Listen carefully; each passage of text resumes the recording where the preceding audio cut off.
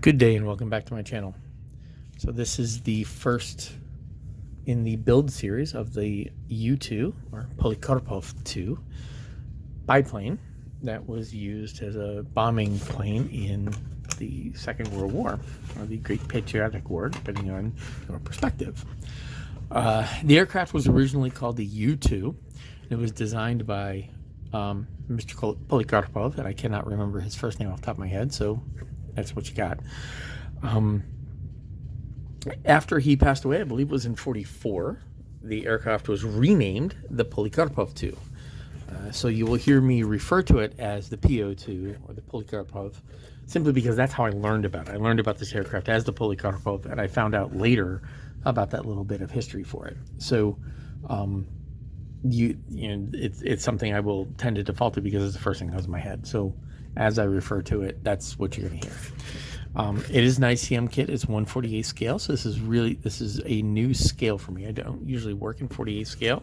I usually work in a gaming scale of like 1/56 or 1/32. So this will be a new scale for me, but it looks to be interesting. So I did some research on the aircraft and for color schemes, trying to figure out how I wanted to paint it up. And my desire was to do the Nightwitches, right? So the story of the Nightwitches, it's an all-female bomber squadron. I believe it's the 46th. Flew essentially night bombing missions, low-level, low-speed night bombing mission on German installations and German positions. They would idle their engines and they'd sort of swoop in just on, they'd glide over, and it said you heard this whoosh, whoosh, whoosh. And so the Germans called them the Nightwitches or the Nightwitches, and that's where the name came. Gutsy planes. I mean, their top speed, my understanding, the top speed of these aircraft was slower than the stall speed of Messerschmitts. So the cover aircraft the Germans really had a hard time with these things because they moved so slow. And, they flew at night, et cetera, et cetera. So it was the pilots that flew these things, and it wasn't just women. I mean, these were flown by squadrons of people because they were useful aircraft. This aircraft was a crop dusting aircraft before the war, and it was also used, I believe, as late as 57, 58, before it really became nothing more than collector's item at that point. But it had a very long lifespan, especially for, considering the years that it existed. So it fascinated me, so obviously I want to do it. But I've done some research. It's been challenging to come up with the paint scheme, right? To find details. It's hard to find good details on what the paint schemes were and what the colors were, because they pretty much used what they had, and because of what mattered was getting the bombs on target, right? So painting was sort of secondary. So, and those of you who are familiar with the war, that's the people in the field, they did what they had to do. However, with that said, I did find a site that had some pretty good listings of different paint schemes for the Po-2. I'll put that link down below.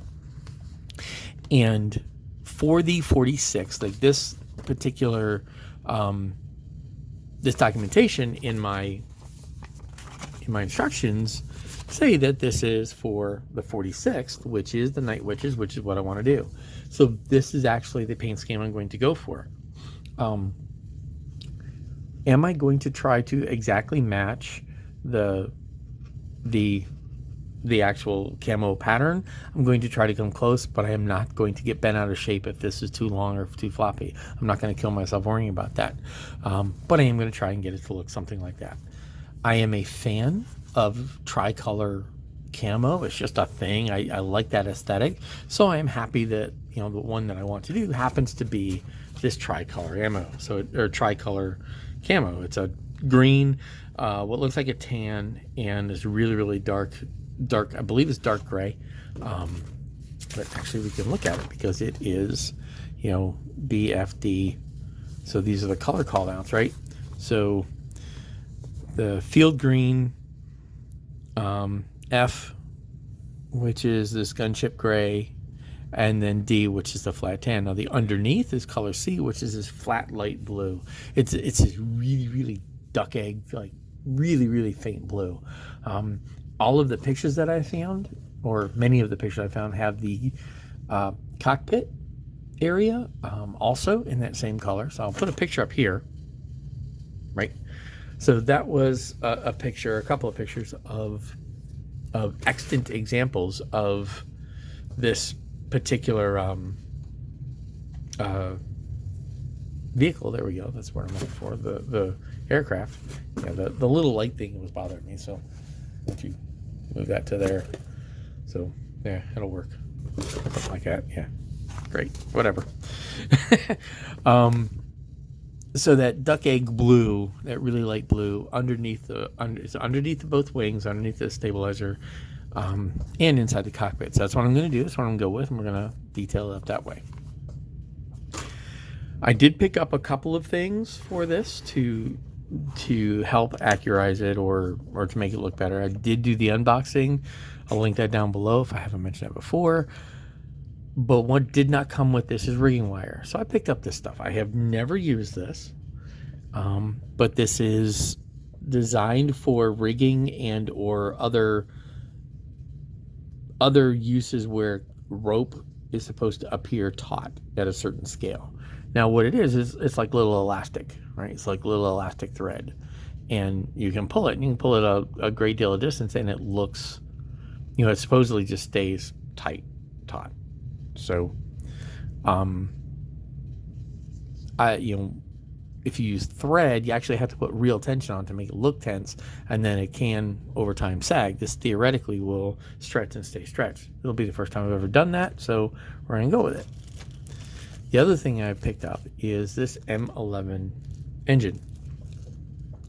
I originally wasn't going to. I was going to go with the engine that's in here, which is actually what I understand, fairly good, right? So that's the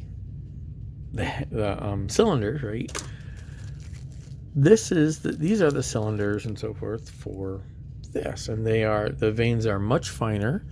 The detail is crisper. So I wanted to give it a try. So this is the M11 engine for the Po-2, and this is what I'm going to try and use, and we'll see what that comes up like. The other thing I saw was it was recommended that the gun was, again, this all came up when I was doing the research on it, that the gun could look better. So when I was picking that up, I also had the opportunity to pick up this one. So this is the SHKS machine gun, which will be in the back, and that will be what I will use for that. So I did pick up a little bit of aftermarket just for those pieces, and I'll go ahead and get to doing those. So the next step, listen, I see I've rambled on here for probably close to 10 minutes here, so I'm going to go ahead and close this down and get started. The first thing I'm going to do, basically we'll go into the instructions, and if I didn't mention, like I said, I'm going with this three color camera there. Basically the instructions are put the fuselage together, right, and start putting all the pieces on. So first thing that has to happen is I've got to paint up the inside, which is what I'm going to do. So we'll go ahead, we'll do the interior detailing, do the cockpit pieces. I did not pick up any photo etch or anything for like that, so we're just going to wing that, and then we'll get started onto these parts and go from there. So next time I join you about this one, I'll be getting into that, and we'll see where this kit goes. This is a 1/48 scale. It's my second ICM. My first ICM experience wasn't the best, but this looks really good, and I'm understanding that the information about this kit is actually that this is a good kit. So we're going to give this a roll, and I will be back next time when I get into my next step. So until next time, happy modeling.